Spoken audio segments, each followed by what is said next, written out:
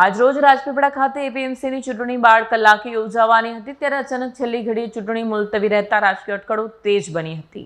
રાજપીપળા એપીએમસીની પ્રમુખ પદની ચૂંટણી આજે 12 વાગે યોજાવાની હતી, પરંતુ જિલ્લા રજિસ્ટ્રાર હાજર નહીં રહી શકતા છેલ્લી ઘડીએ ચૂંટણી મુલતવી રાખવામાં આવી। ચૂંટણી માટે 16માંથી 12 ડિરેક્ટરો હાજર હતા। ચૂંટણી મોકૂફ થતાં સભ્યોમાં નારાજગી જોવા મળી।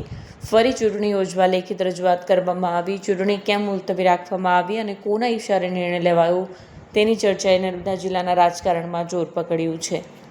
આજ રોજ અમારે જે સરકારમાંથી એજન્ડા ફાળવવામાં આવ્યા હતા કે 10 તારીખે 12 વાગે એપીએમસીના નવા પ્રમુખની વરણી કરવાની હોય, તેના માટે અમે હાજર રહ્યા છીએ બધા તમામ સભ્ય દૂર દૂરથી આવીને, પરંતુ અમને જાણ કોઈ લિખિત કે કોઈ ખાલી મૌખિક ફોનથી જાણ કરવામાં આવેલ છે અને જાણવા મળેલું છે કે સમગ્ર ગુજરાતની અંદર તમામ એપીએમસીઓનું ઇલેક્શન થઈ રહ્યું છે। તો અમારી અપેક્ષા એવી હતી કે આજે અમારું ઇલેક્શન થઈ જવું જોઈતું હતું, તો બધા ડિરેક્ટરોને ખ્યાલ આવી જતું ને જેને બનવું છે, જેની વરણી થતી સરકાર જેને આપતી એ અમે બધા સંમત હતા। અમે કોઈ સરકારનો કે પાર્ટીનો વિરોધ કરવાના નહોતા, છતાં બી આ રીતના થયું છે એ થોડીક દુઃખની બાબત છે। હા, સમગ્ર ગુજરાતમાં થઈ છે। હવે રાજપીપળામાં કેમ બંધ થઈ છે એ કારણ અમને જાણવા માટે અમે ભેગા થયા છે। અમે લેખિતમાં સેક્રેટરીને આપેલું છે અને એ લેખિતમાં અમે માંગીશું કે જાણ થાય અને વહેલી તકે અમારા નવા પ્રમુખની વરણી થઈ જાય એવી અપેક્ષા। નામ વલ્લવી વાસુદેવ સનાભાઈ જી। આજ રોજ એપીએમસી ખાતે અમારે પ્રમુખની ચૂંટણી હતી। અમને 7 દિવસ પહેલાં એજન્ડા આપીને જણાવેલું કે ભાઈ 10/7 પ્રમુખની ચૂંટણી છે અને આજે સવારે જ અચાનક અમારા મેનેજરનો ફોન આવ્યો 4 કલાક આગળ કે ચૂંટણી મુલતવી રાખી છે। તો અમે તો કેટલાક અમારા મિત્રો ડિરેક્ટરો વડોદરાથી પણ આવે છે, એમને પણ ખર્ચા કરીને આવ્યા છે। હવે અમે પણ મારે દવાખાને બતાવવા જવાનું હોવાનું હતું, પણ આ ચૂંટણીના લીધે હું પણ જઈ શક્યો નથી। એટલે મારી પણ બીમારી હતી, પણ આ ચૂંટણીના લીધે મારે જવાનું ટાળવું પડ્યું। એટલે આવું ડીઆર સાહેબે આવું ના કરવું જોઈએ કે 4 કલાક આગળ અમને આવી જાણ ના કરવી જોઈએ। ખરેખર એમને એજન્ડા આપીને 2 દિવસ આગળ અમને જાણ કરવી પડે કે ભાઈ ચૂંટણી મુલતવી રાખી છે।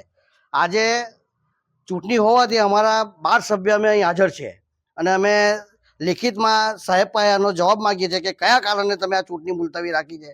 આની પાછળ કોઈ રાજકારણ તો નથી રમાતું એ અમને જણાવવા વિનંતી। એટલે અમે ડીઆર સાહેબને વિનંતી કરીએ છીએ। મારું નામ અશોકભાઈ પટેલ। આજ રોજ એપીએમસીની ચૂંટણી મુલતવી રહી છે, શું કારણ?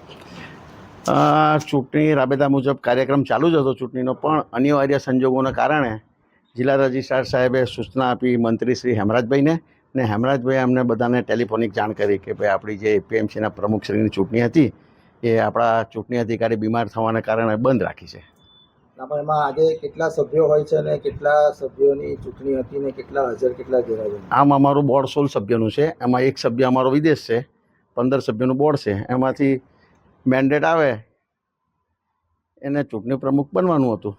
તો આજે મેન્ડેટ આવ્યો કે નથી આવ્યો? બરાબર, ચૂંટણી પ્રક્રિયા જ બંધ રહે એટલે મેન્ડેટ હજુ આવ્યો નથી, અને ચૂંટણી પ્રક્રિયા બંધ રહે એટલે અમારે કોઈ એવું કોઈ કે ખ્યાલ નથી કોઈને કે કંઈ કે ભાઈ ચૂંટણી ખાના કારણથી બંધ રહી કે એવું તો કંઈ છે નહીં।